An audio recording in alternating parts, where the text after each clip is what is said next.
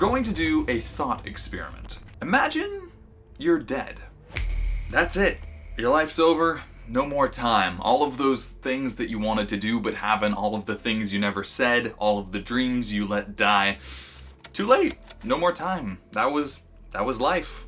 Okay, good news, you're not actually dead. But how do you feel when you contemplate your own mortality? You probably felt something like, why didn't I tell the people in my life how much they mattered to me? Why did I constantly let such small and insignificant things bother me? And that doesn't really make a lot of sense, right? Because we all know that we are going to die.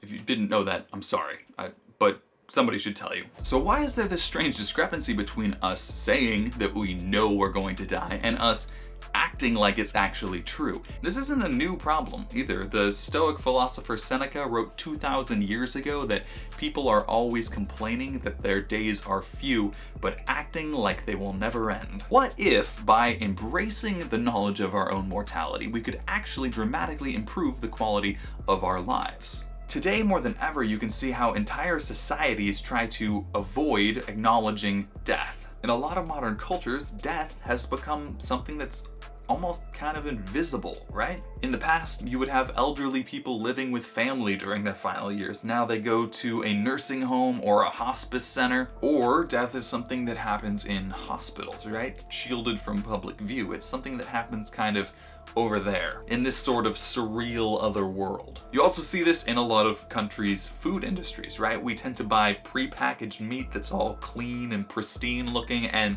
has very little to remind us that, oh yeah, this was once a living creature. We've kind of started pushing those uncomfortable realities of life under the rug.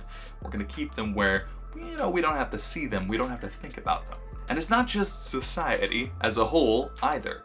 The modern technology we have has changed the way we as individuals view our own mortality. In the past, most people would turn to religion to cope with fear of death, right? Just follow some rules and you don't really have to worry about it. Great deal. The science-minded people of today might generally laugh at the concept of an afterlife and think that it doesn't make a lot of sense. But does that mean we have actually come to terms with our mortality, or have we merely found newer and shinier ways of distracting ourselves? Medical technology has improved to the point where most of us can feel like, there'll probably be some treatment even if something does happen to me. They'll be able to cure it or solve the problem, and the average lifespan's like 70 to 80 anyway. And besides, in the meantime, we can immerse ourselves in the digital world where nothing ever seems to age. In fact, it's constantly getting newer and better. All of these things help us dissociate from our own mortality. They keep death, over there. It's something that happens to other people. Now, you might think, and rightfully so, why should I bother coming to terms with my own mortality? It's kind of a bummer, right? And fair enough, that's a good question. But here's the thing. There's a crazy twist to all of this death denial that has tremendous implications for our day-to-day lives. Think of life and death as a spectrum, okay?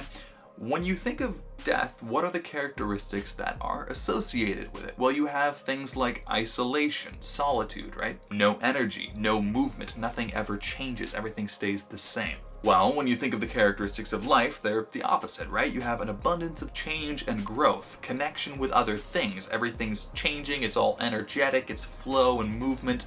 That's what life is. In the final chapter of his book, The Laws of Human Nature, Robert Greene points out the rather tragic paradox that the more we deny death, the more we start to fear life. Because by denying our death, by saying, we don't have to think about that so much, we start to become anxious and afraid of things that aren't actually that big of a deal. We start to fear the things that actually make life interesting and exciting. We fear taking risks, speaking our mind, being seen as different. We fear having to change or grow or do something new. Our lives paradoxically become more like death. We become isolated. We don't want to expend any energy. We don't want anything to change. We want to keep everything exactly the way it is right now. But here's the good news. When you're willing to come to terms with your own mortality, suddenly things become a lot clearer, right? As Robert Greene writes, by connecting to the reality of death, we can connect more profoundly with the reality and fullness of life. So, how do we do that? Well, to start off, remember the exercise we did at the very start of this video? Repeat that every so often as a meditation. Take 5 to 10 minutes to imagine your own death in as much detail as you want. Maybe even contemplate the deaths of your friends and family, and you'll start to notice all of the people you've been taking for granted, all the things that you wanted to say but haven't, or all of the things you could have done differently or you wish you would have changed. Notice those things and then do something about it, because there's great news. There is, right now, still time to do all of those things. You can connect with those people you've lost touch with. You can make the choice to start living a life you care about or pursuing something that you think matters. You can do that right now, but you won't always be able to. I wear 2 rings. On my right hand, I have Memento Mori, which is Latin for remember that you will die. Marcus Aurelius wrote, "You could leave life right now. Let that determine what you do and say and think." And the point of that isn't to cower in fear or try and become some hedonist and go do all the drugs you can before you die in order to distract yourself. That's just another way of pretending the problem doesn't exist. The point is to seize that opportunity to do with your life something that actually matters before your time runs out. So as you go through your day-to-day life, remember that every interaction could be your last. Every time you have lunch with a friend or you take a walk through a park, it might be the last time you get to experience that thing.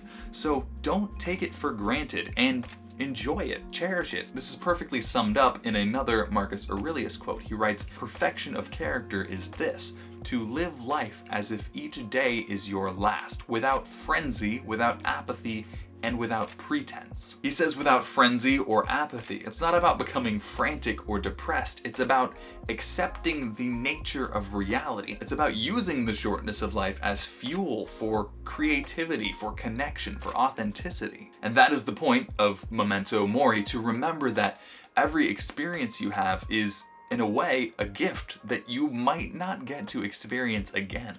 So to put the phone down and engage with the conversation with a friend, or to treat the people in your life with love and respect instead of as if they're just irritating you. There's always the chance that you will not get another opportunity to speak to that person, so why bother getting upset over stuff that doesn't matter? My second ring says amor fati, which means love your fate. It's a reminder to see every setback as an opportunity to grow, every twist of fate as a lesson that you needed to learn in order to move forward in life. And how by embracing the fact that you are fated to die, you can live a more complete and fulfilling life. Jim Rohn famously said, "Don't wish things were easier, wish you were better." Life is not gonna get any easier, but we can get better by accepting reality and separating the things that really matter from the things that are just a waste of our limited time.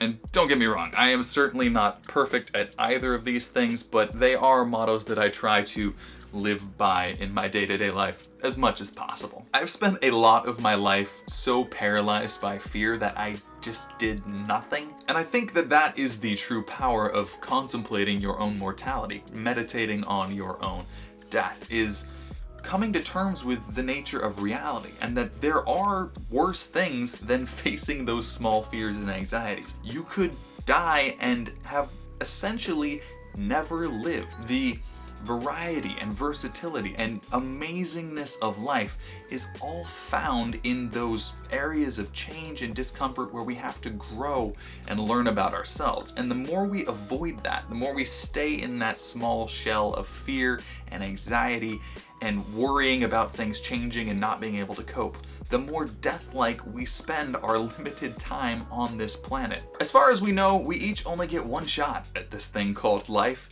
And it's a little messy, it's a little scary, but it's a gift and an opportunity at the same time. And it's on each of us to accept the nature of that reality and make the most of the time we do have. It's on each of us to accept death so that we remember to live. I'll end with a quote. If you had one shot or one opportunity to seize everything you ever wanted in one moment, would you capture it or would you let it slip? His palms